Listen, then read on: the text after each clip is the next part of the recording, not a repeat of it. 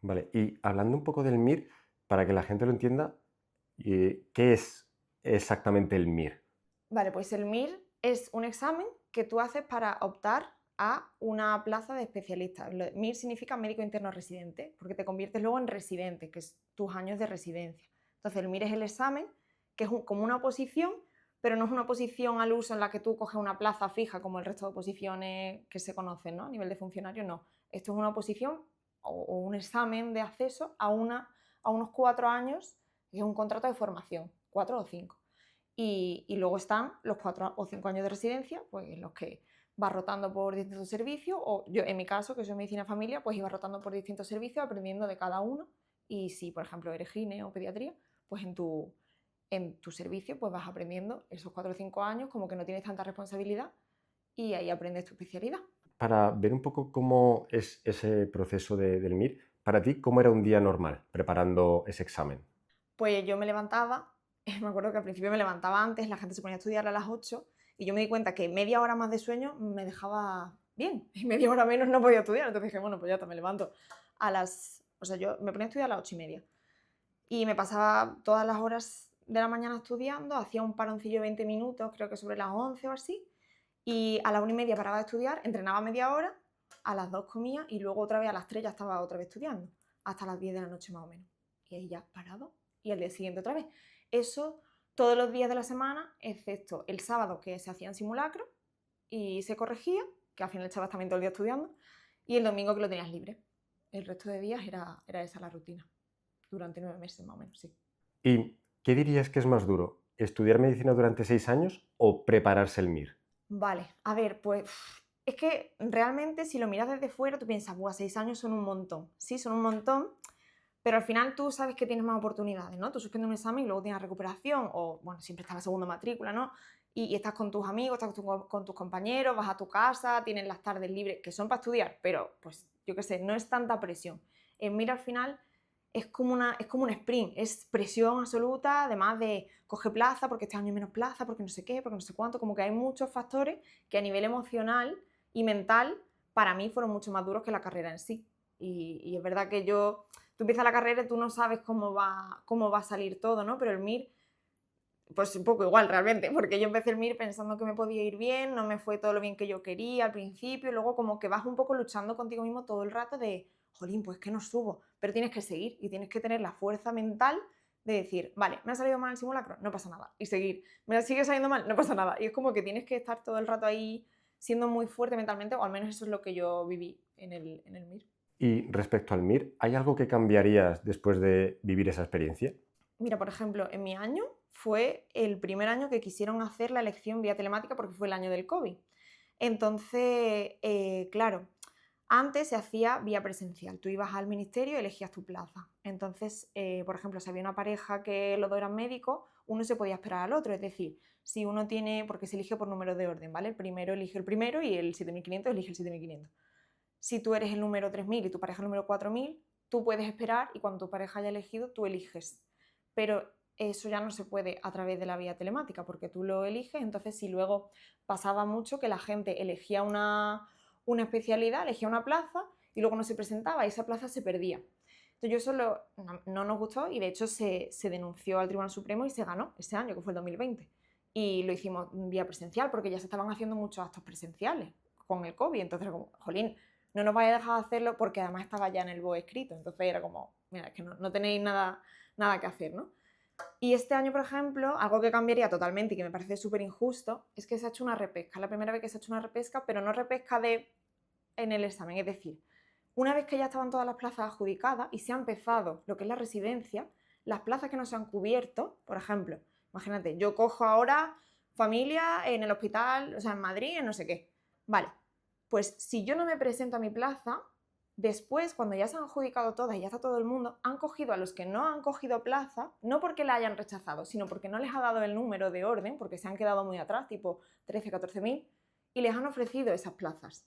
Pero eso no es justo, porque si alguien, por ejemplo, ha rechazado o ha cogido la plaza y luego no se ha presentado a una plaza de cirugía torácica y alguien con un número mejor que esa persona, o sea, mejor que esa persona no, peor que esa persona, pero mejor que los que vienen detrás, no lo ha podido coger, jolín, ahora el que tiene un 14.000 le va a quitar esa plaza a esa persona. Pues eso ha pasado este año y eso está fatal, porque no es justo para el resto. O sea, a mí me llega a pasar y yo estaría pues muy cabreada. Entonces eso sí lo cambiaría. Luego también el tema de que no hay un temario fijo, es muy difícil, o sea, entra todo, cada vez lo ponen más difícil, no sé, o sea, es un examen que realmente no creo que refleje lo que tú sabes, porque hay preguntas que ni siquiera los propios especialistas tienen un consenso claro, y hay cosas que dices tú, que esta pregunta es para impugnar, esta pregunta no tiene una respuesta, no está bien hecha. Es que yo me acuerdo en mi examen que había preguntas que decía, es que esta pregunta no concuerda la foto, porque muchas tienen imágenes, no concuerda la imagen con el enunciado. ¿Y qué respondo? Entonces te la juegas un poco, entonces no creo que refleje bien la capacidad de la persona para luego trabajar en la medicina. Sí, que a lo mejor es una prueba, un examen que no es al 100% verídico de que una persona vaya a ser buen médico o no, simplemente que es una nota que puedes aprobar o no y dependiendo, pues, lo que tú comentas, ¿no? Ciertos errores que aparecen en el examen que hay que impugnar o hay que revisar, ¿verdad? Sí, eso por supuesto, porque además o sea, creo que no hay ninguna manera de medir bien si alguien va a ser buen médico o no en el futuro. O sea, es decir, sí, podrías hacer como un examen práctico, mucho más complicado. Entiendo que al final tienes que hacer un examen para poner un orden, eso lo entiendo, pero sí que se ha visto muchos médicos que tienen notazas y luego a nivel trato personal con el paciente no son los mejores. Pero bueno, es verdad que hay que tener un examen que nos ponga, ¿no?, en esa situación, pero que las preguntas sean más, pues al final, de médicos generales. Acabamos de salir de la carrera, somos médicos generales. No me puedes hacer preguntas de ultra, hiper, mega especialista porque no tiene ningún sentido. Y esto es lo que pasa. Y cambiando un poco a la residencia, me gustaría saber cómo recuerdas tu paso por la residencia después del MIR. Vale, pues yo me lo pasé muy bien, la verdad. Es verdad que yo tuve la suerte de coincidir con un grupo de personas espectacular, que creo que eso es lo mejor de la residencia. Yo lo que me llevo a la residencia es mis amigos, o sea, tuve una suerte tremenda. Y porque al final pasan muchísimas horas en el hospital, mucho estrés, todo el rato estás como en constante, te están todo el rato mirando a ver qué haces, qué no haces, qué aprendes, si eres bueno, no eres bueno, tal.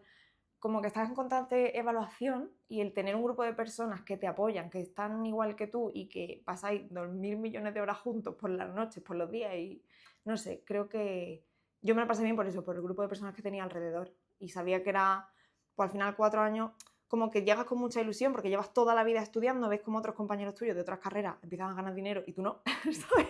Y entonces dices, bueno, ahora me van a pagar algo. Es verdad que nos pagan muy poco, pero al menos dices, bueno, ya puedo pagarme un alquiler, ¿no? Y entonces esa parte está guay y yo me lo pasé bien, pero bueno, sí que también quería que acabara, o sea, un poco las dos cosas. Y en el tema de las guardias, ¿cómo se vive la primera guardia? Yo creo que en mi vida he estado tan estresada como en mi primera guardia, o sea, brutal. El nivel de estrés agudo y crónico durante esa semana y durante ese año, creo que de R1 ha sido la guardia más estresante, pero la primera, yo nunca he estado tan estresada. O sea, claro, ten en cuenta que tú sales de la carrera. Nuestra carrera no es una carrera en la que tú hagas muchas prácticas. Nosotros tenemos años de práctica, pero casi no te dejan hacer cosas, porque al final es responsabilidad del médico. El paciente siempre, en última instancia, es responsabilidad del médico, y si le deja a un estudiante hacer lo que sea y la lía, pues es un problema grave. No es como otra cosa que estás tratando con una mesa o con un cajón o con algo material, es una persona. Entonces, a nivel práctico, llegamos muy sin tener mucha idea.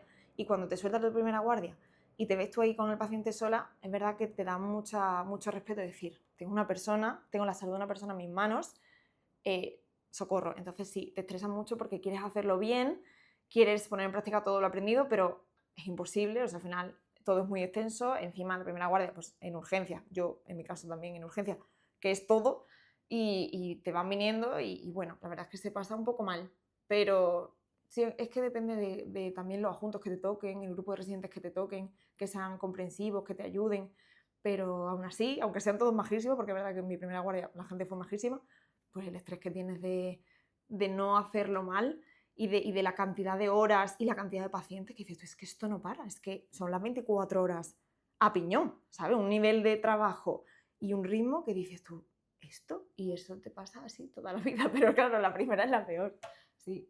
¿Y cuántas guardias soléis hacer al mes, más o menos? Pues yo de residente hacíamos 5. 5 guardias de 24 horas al mes, aparte de nuestro horario normal. Sí, que al final, pues no sé si son unas 200, bueno, depende de si te toca sábado o domingo, pueden llegar a más de 250 horas al mes. Y Para quien no lo sepa, ¿cuánto dura cada guardia? 24 horas. O sea, claro, ahora dicen, no, es que hay guardia de 17 horas. Claro, un martes o un miércoles tu guardia va a ser de 17 horas, pero tú ya llevas 8 horas trabajadas por la mañana. Entonces hay que sumárselas. O un sábado o un domingo sí son 24 directamente de guardia de urgencia. Así que sí, 24 en total. Claro, es decir, porque al final tú tienes las horas de la mañana que son como de consulta, pero luego empieza la guardia una vez que termina la consulta entre semana, ¿no? Sí, sí, sí, tal cual. Entonces, si por ejemplo, yo, como era de familia, ¿no? Bueno, como soy de familia, si estaba rotando en, no sé, cardio, pues yo acababa mi mañana en el servicio de cardiología, comíamos en el hospital y ya te quedabas de las 3 de la tarde hasta las 8 de la mañana al día siguiente, que luego nunca a las 8 de la mañana, porque luego haces el pase de guardia, que le cuentas a los compañeros que entran todo lo que ha pasado, los pacientes que hay, si algo que haya que saber. Entonces al final pues te acabas yendo de allí a las 9, suelen ser 24 o 25, pero esa media hora o esa hora de más es gratis, por así decirlo. ¿Y cuántas horas se suelen dormir más o menos de media en cada guardia? Pues mira, en las de urgencias que hacía yo durante la residencia, porque claro, yo ahora me dedico a medicina rural, entonces yo trabajo en un centro de salud que tenemos allí la ambulancia y yo duermo bastante más porque no hay tanta carga asistencial. Pero las guardias de hospital de urgencias, donde yo he hecho la residencia, máximo 2 horas. Me acuerdo de un día que llevaba yo el reloj y hice el récord de horas de sueño en una guardia y creo que fueron 2 horas 33 y le hice una foto y la subí. Eso me pasó una vez, que fue muy buena. Pero de normal, pues si a lo mejor nosotros lo que hacíamos era al final de la noche para poder descansar un poco, cuando ya la cosa estaba más tranquila, tipo 3 4 de la mañana, pues ya decíamos, a ver, ¿cuántos pacientes quedan? ¿Qué es lo que hay que hacer? ¿Cuántos somos? Pues si veíamos que había poquita cosa y podíamos descansar un poquito, pues nos dividíamos en dos. Y a lo mejor, pues si te toca partir a las 4 de la mañana hasta las 8, divide, pues son 2 horas. Pero claro, entre que a partir de esas 2 horas empiezas, le cuentas al compi lo que le vas a dejar, te sube a descansar, te lava los dientes, te acuestas, pues al final estás durmiendo 1 hora, porque tampoco te creas tú que de todo el estrés coges y te duermes, no. O sea, es como 1 hora, 1 hora y media, puede ser, sí. O ninguna. A veces puede ser que no te toque partir porque no se pueda y no se duerme nada. Y con todo lo que comentas de las horas que echáis a la semana y al mes, ¿esas guardias os cuentan para la jubilación? Vale, aquí hay una cosa que es como, a ver, cuenta para la jubilación en cuanto a la pensión, es decir, aumenta la base de cotización, la guardia, o sea, sí que te cuenta para la base de cotización, para lo que vas a cobrar, pero no te cuenta como día cotizado en cuanto a tiempo cotizado. Te cuenta como día cotizado, día natural, pero eso pasa en cualquier trabajo, te cuenta como día natural. El problema es que como, por ejemplo, un bombero que hace 24 horas, luego libra 4 días, o sea que realmente ellos están echando su jornada normal, simplemente que muy compactada. Nosotros, aparte de nuestra jornada normal, echamos esas 24 horas, por lo tanto, no cuentan, porque al final, si tú sumas todas las horas que echamos, trabajamos muchos más años que el resto. Entonces no cuenta para la jubilación en ese sentido, cuenta por día natural. Entonces, si yo por ejemplo tuve guardia el jueves, 2, pues 2 de julio, yo cotizo por el 2 de julio y punto, aunque haya echado 24 horas. Y eso, por eso decimos que no cuentan para la jubilación, porque estamos echando turnos de más en un mismo día. Como tampoco luego liberamos todos los días que sería lo suyo para que fuese un turno compactado, por así decirlo, me explico como quiero, no cuentan, porque luego yo ya estoy trabajando al día siguiente. O sea, al día siguiente justo no, porque salgo a mi casa, pero al otro día estoy trabajando. Entonces no cuenta para la jubilación, porque son 3 turnos en uno. ¿Qué es lo más duro de las guardias que la gente no ve o no reconoce? A ver, yo creo que a largo plazo es que te envejecen muchísimo. Yo me he dado cuenta un montón. Cuando yo empecé a hacer guardias a los 2 años siguientes o al año siguiente, mi cara había cambiado por completo. A lo largo de, o sea, a largo plazo y en tu vida te afectan en el descanso. A mí me lo ha alterado para siempre. O sea, yo no descanso igual, como que siempre vas a tener un poco esa disregulación del sueño ahí.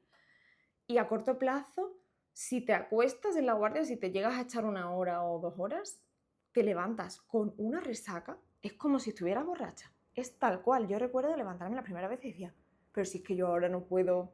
Como cuando vienes de una boda y has bebido al día siguiente, tienes como esa sensación de náusea, dolor de cabeza, no puedes, esa neblina, eso. Y dices, tú, ahora me tengo que poner yo aquí a atender a gente con este cuerpo. Eso era lo más duro a nivel agudo, ¿no? En ese momento, y a nivel crónico lo que te he contado. Y cambiando un poco al tema de dinero, para llegar a ser médico adjunto, ¿Cuál sería la cantidad de dinero necesaria para llegar entre la universidad, las academias, el MIR y demás? ¿Cuál es la cantidad de dinero que se necesitaría para ser médico adjunto en España? Pues es que yo creo que depende un poco también de cuánto te cueste la pública, si es que estudias en la pública, que creo que la mayoría estudiamos en la pública, en cada comunidad. Yo, por ejemplo, que lo hice en Andalucía, creo que es de las más baratas y costaba creo que 700 o así, 700 y algo, al año la universidad. Entonces, los 6 años son 4.500, 4.000 y pico, sí. Pero el último año, porque ahora Andalucía ha integrado lo de si apruebas lo de las asignaturas del año anterior, como que te financian el 99% de los créditos o algo así.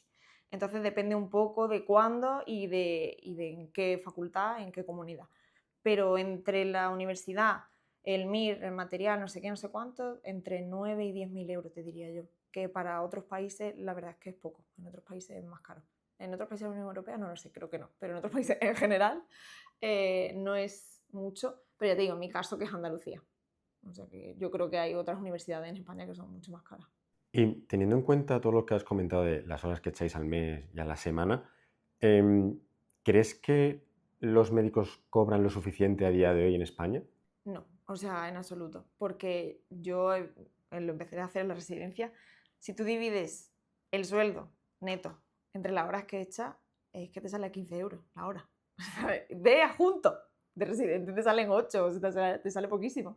Y ya no es solo tanto por las horas, que sí, que se tendría que cobrar más, nada más que por decir, Dios, es que esto a nivel de salud personal nos está creando un detrimento. O sea, no es una profesión normal, o sea, es que no, sino ya en tanto la responsabilidad. Creo que no se cobra lo suficiente para la responsabilidad que tiene el médico al final, porque yo hago guardias en rural y mi situación es la de que yo estoy sola en un área muy grande. Las decisiones sobre la salud de las personas a nivel urgente en ese momento es mía, solo mía. Yo tengo un equipo que soy yo, la enfermera, el técnico de ambulancia y el celador. Ellos me pueden ayudar, pueden estar conmigo, evidentemente van a hacer su trabajo como lo van a hacer perfecto, pero al final la decisión en última instancia es mía.